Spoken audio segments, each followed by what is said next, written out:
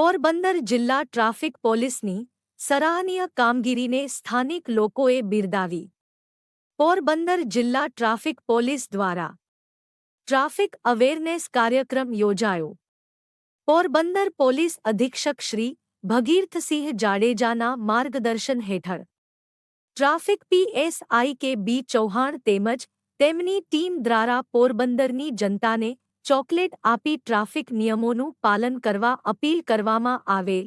હાલ પોરબંદર શહેરમાં પૂર આવતા અને લોકોને આર્થિક નુકસાન થયું હોય તે માટે જિલ્લા ટ્રાફિક પોલીસ દ્વારા દંડકીય કાર્યવાહીના બદલે વાહન ચાલકોના બાળકોને ચોકલેટ આપી ટ્રાફિક નિયમોનું સંપૂર્ણપણે પાલન કરવા અનુરોધ કરવામાં આવેલ.